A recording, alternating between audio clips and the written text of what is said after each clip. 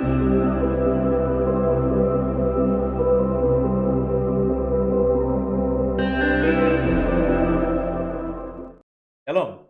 kembali bersama saya dalam program Bible Clinic ini ya. Kita sudah masuk di episode yang ketiga. Di Bible Clinic ini kita belajar kata-kata yang menarik di Alkitab dan saya coba bagikan apa yang saya pahami sehingga saudara punya dapat pemahaman yang baik begitu soal kata tersebut. Sehingga ketika kita membaca Alkitab, maka kita semakin jelaslah mengerti apa yang dimaksud oleh Alkitab ya. Di episode-episode sebelumnya kita sudah ngebahas soal imam dan juga orang Lewi ya. Nah, orang Lewi itu bertugas tidak semuanya jadi imam, tapi imam itu pasti orang Lewi. Kenapa demikian? Sudah saya jelaskan. Singkatnya, hanya orang Lewi yang punya darah Harun sajalah yang bisa menjadi imam. Nah, orang-orang Lewi lainnya yang tidak punya darah Harun itu bertugas sebagai pelayan-pelayan di kemah suci atau di bait suci. Pelayan-pelayan dari para imam, begitu saudara ya. Nah, itu yang saya sudah bagikan di 2 episode sebelumnya, nanti bisa dilihat untuk dapat pemahamannya lebih detail lagi. Hari ini kita akan coba ngebahas tentang hal lain ya, tentang perkembangan dari jabatan keimaman dan juga orang Lewi ini. Kita sudah belajar dalam episode yang lalu bahwa imam dan keimaman di Perjanjian Lama itu adalah fokusnya melayani kemah suci ya. Jadi fokusnya memang mereka adanya di kemah suci atau di bait Allah. Pertanyaannya, meski semua ini merupakan sudah ketetapan Tuhan untuk selama-lamanya, ya, namun apakah masih berlangsung ya hari ini atau berlangsung seterusnya tentang jabatan imam atau orang Lewi ini dalam konteks peribadatan orang-orang Israel gitu ya. Nah, dalam sejarah Israel Bapak Ibu ada masa akhirnya bait Allah itu tidak ada lagi. Ya, sempat saya singgung di pertemuan yang sebelumnya di tahun 586 sebelum Masehi, itu Babilonia ya yang saat itu menjadi imperium terbesar, itu dengan rajanya Nebukadnezar menyerang Yerusalem, termasuk juga menghancurkan bait Allah ya. Semua perkakas, semua harta benda, ya, perabot-perabot kudus itu semuanya ikut dirampok, dirampas begitu oleh Babel. Termasuk orang-orang Israel yang potensial, orang-orang Israel yang umurnya masih produktif, sehat, itu semuanya ikut diboyong, dibuang ke Babel. Yang ditinggal itu hanya orang-orang tua, orang-orang sakit, orang-orang miskin, orang-orang cacat, dan lain sebagainya Bapak Ibu. Ya. Jadi kalau kriterianya seperti itu, maka termasuk imam dan orang-orang Lewi yang sehat, yang masih muda, itu semuanya ikut dibuang ke Babel Bapak Ibu. Jika kita perhatikan Yeremia pasal 41 ayat 5 ya. Meski bait Allah itu tinggal sisa-sisa saja karena sudah dihancurkan dan perabotan atau harta bendanya sudah dirampas oleh Babel. Meskipun juga bait Allah di zaman itu kemegahannya sudah tidak lagi elok. Bayangin ya, bait Allah itu kan dibangun Salomo dengan luar biasa. Tapi dihancurkan Babel sehingga nggak ada lagi kemegahannya begitu ya. Tidak lagi nampak kehebatannya. Cuma Yeremia 41 ayat 5 mengatakan masih ada beberapa orang yang tertinggal atau ditinggal ya di Yerusalem itu yang masih beribadah sambil berkabung dengan membawa korban sajian, membawa kemenyan untuk dipersembahkan di bait Allah itu. Karena mesbahnya hancur, karena imamnya nggak ada, maka kan nggak ada disembelihnya korban ya. Korban bakaran itu nggak ada lagi. Tapi meskipun bait Allah sudah hancur, mesbah sudah nggak ada, imam nggak ada, orang Lewi nggak ada, tapi Yeremia 41 ayat 5 tadi mengatakan bahwa ada orang-orang yang berkabung, ya, kemudian masih melakukan peribadatan. Caranya dengan apa? Caranya mereka membawa korban-korban sajian, ya, sekaligus juga kemenyan, ya. Korban sajian ini tentu bukan di mesbah, tapi misalnya dipersembahkan begitu saja, sekaligus juga kemenyan, harum, wangi-wangian itu, ya, untuk dipersembahkan kepada Tuhan di bait Allah. Nah, pertanyaannya bagaimana dengan ibadah? Ya, ibadah yang dilakukan orang Israel di Babel. Kan imam dan orang Lewi kebanyakan kan ikut dibuang.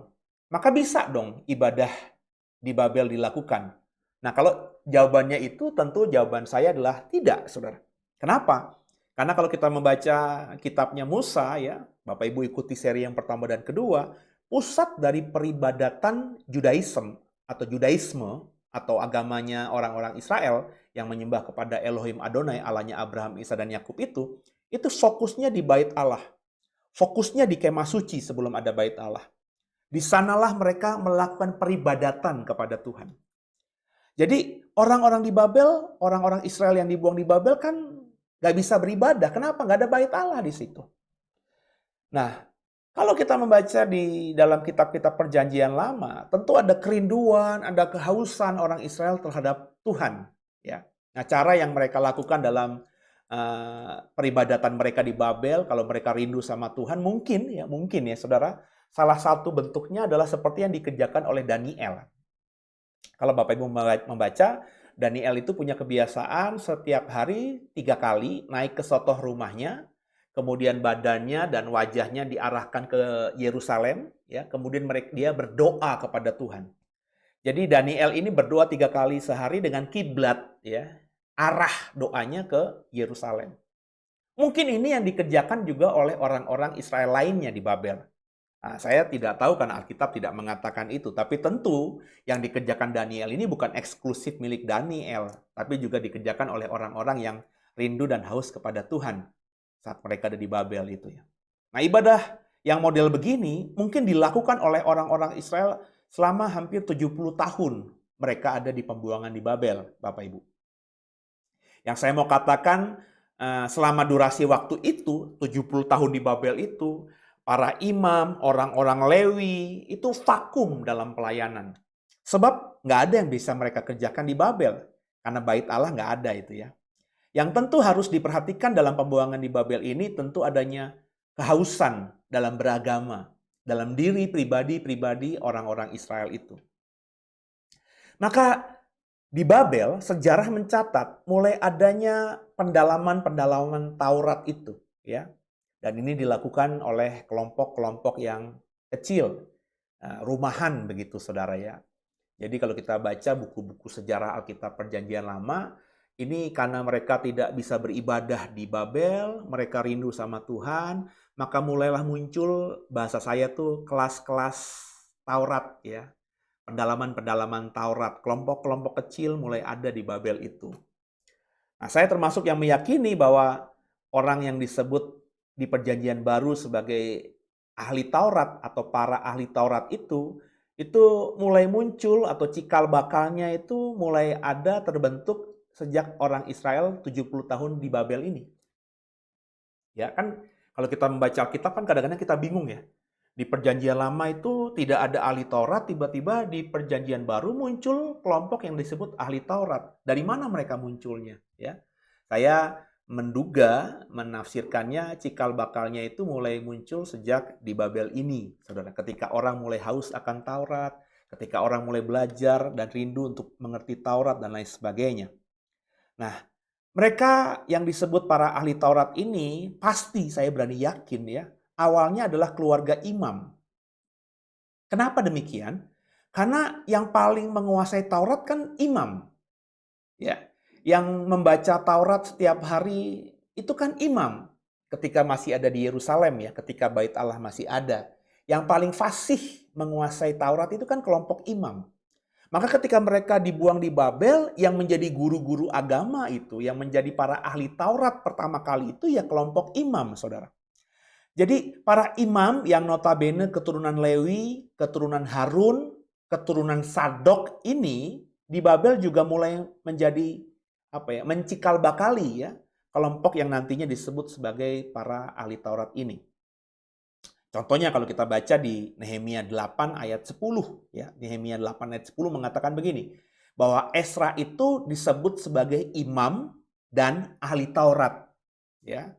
Jadi Esra itu disebut imam dan ahli Taurat. Jadi saya yakin inilah titik temu perjumpaan dari kemunculan terminologi ahli Taurat di Perjanjian Baru, saudara ya. Dimulai dengan pembuangan di Babel itu. Ya. Terlebih setelah mereka atau Israel kembali dari pembuangan di Babel, kelompok yang namanya ahli Taurat ini tentu semakin berkembang. Seperti saya bilang sebelumnya tadi, bahwa awalnya ini ahli Taurat adalah kelompok para imam, ya. Notabene tuh mereka itu keluarga karena sama-sama punya darah Lewi, sama-sama punya darah Harun, dan sama-sama punya darah Sadok, saudara ya. Mereka ini satu keluarga. Jadi para ahli Taurat di Babel itu adalah satu keluarga, punya darah yang sama, darah Harun, darah Sadok, saudara. Itu makanya dipercaya oleh banyak penafsir Alkitab, mereka ini terikat dalam syarikat prosesi, ya. Ya, jadi karena satu keluarga dan sama-sama jadi guru, mereka ini kental gitu ya persaudaraannya. Ya, dipahami karena mereka tadi keluarga. Jadi ahli Taurat itu awalnya eksklusif. Yang disebut ahli Taurat itu yakni imam keturunan Harun dan Sadok. Karena mereka lah yang paling menguasai Taurat tadi. Nah, setelah mereka kembali dari Babel, mereka ini membangun sekolah-sekolah Taurat, saudara. Ya. Jadi besar kemungkinan yang namanya sinagoge atau rumah ibadat orang Yahudi itu dirintis oleh kelompok yang disebut dengan ahli Taurat ini. Kenapa demikian? Jadi selain ibadah itu di bait Allah sejak mereka kembali dari Babel mulai ada, ya. Pasca pemulangan dari Babel ini, Alkitab dan sejarah mencatat, saudara, di setiap desa apalagi kota di mana ada kurang lebih 10 atau 12 laki-laki Yahudi berkumpul, itu bisa dibangun sinagoge atau rumah ibadat ini. Jadi rumah ibadat itu menjadi tempat yang sangat bermultiplikasi sejak mereka kembali dari Babel. Kenapa demikian? Karena tentu Bapak Ibu harus paham bahwa seperti saya bilang tadi ya, ahli Taurat itu awalnya adalah orang Lewi, keturunan Harun, keturunan Sadok. Tapi karena mereka lama-lama ya, mulai mengajarkan Taurat ini kepada orang awam, ya, akhirnya kan orang awam banyak yang menguasai Taurat karena belajar dari para imam yang menjadi ahli Taurat ini, saudara. Jadi kelompok ahli Taurat itu akhirnya berkembang. Ya. Bukan saja orang-orang yang punya darah imam, tapi juga orang-orang awam yang menguasai Taurat. Ya. Jadi ketika mereka kembali dari Babel, yang namanya kelompok para ahli Taurat ini sudah menjadi kelompok yang sangat besar. Saudara. Mereka jadi menonjol. Akhirnya mereka karena nggak punya darah Harun ya, karena nggak punya darah Sadok, mereka nggak bisa melayani di bait Allah.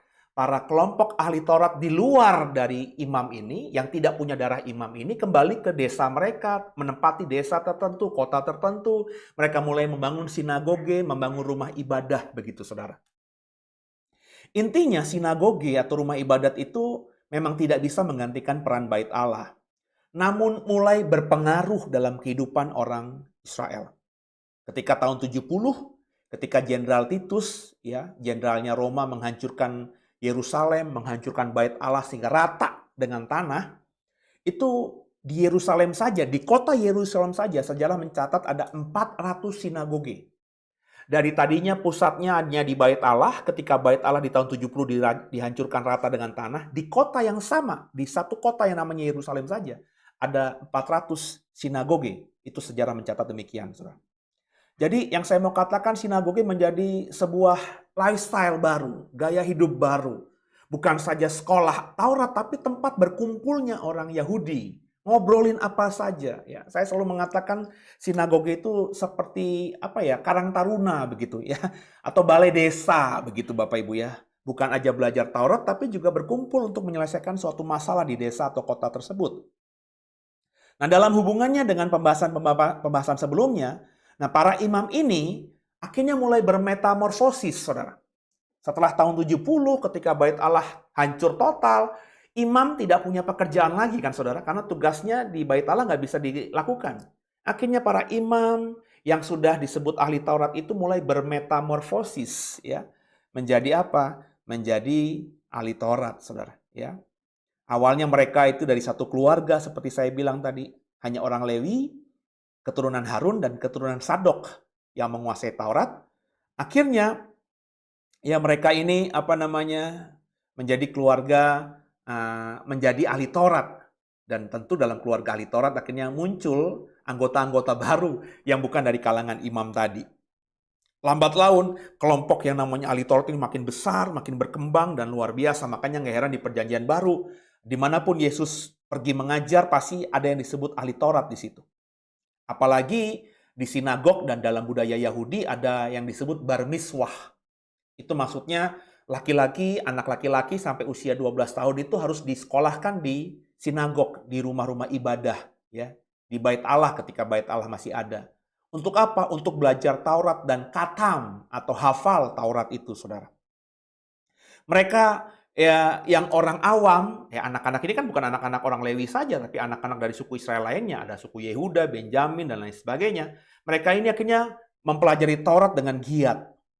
Tentu nggak semuanya tetap punya kecintaan akan Taurat ya. Tapi ada beberapa mereka yang dari orang awam ini yang jatuh cinta untuk belajar Taurat lebih lagi ya. Tentu kan demikian Saudara ya.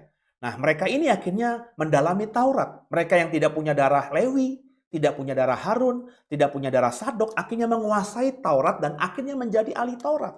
Ya, maka nggak heran Saudara ya. Akhirnya Taurat yang tadinya dikuasai oleh kelompok imam, keturunan Harun dan Sadok ini, akhirnya mulai dikuasai juga oleh orang-orang awam.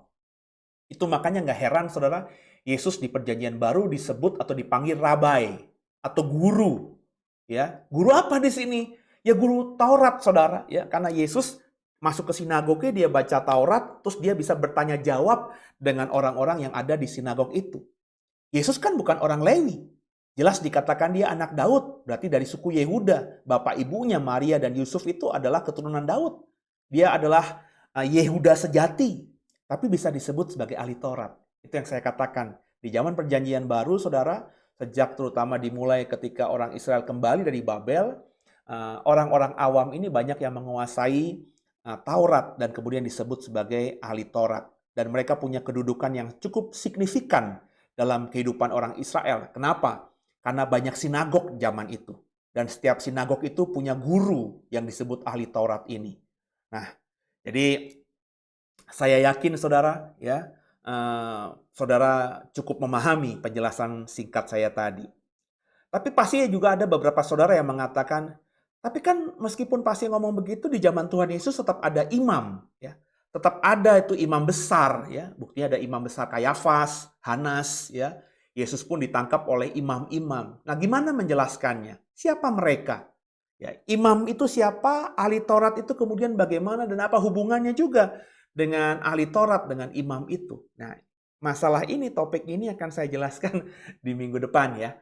Jadi pelan-pelan ya, kita ambil cuma beberapa belas menit untuk belajar setiap hari di setiap minggunya, supaya Bapak Ibu punya pemahaman yang baik. Jadi nggak mengganggu atau menghabiskan waktu saudara juga gitu ya. Jadi tunggu minggu depan. Saya berharap terus kita mau belajar supaya pintar. Jadi Bapak Ibu nggak mudah disesatkan oleh siapa saja gitu ya.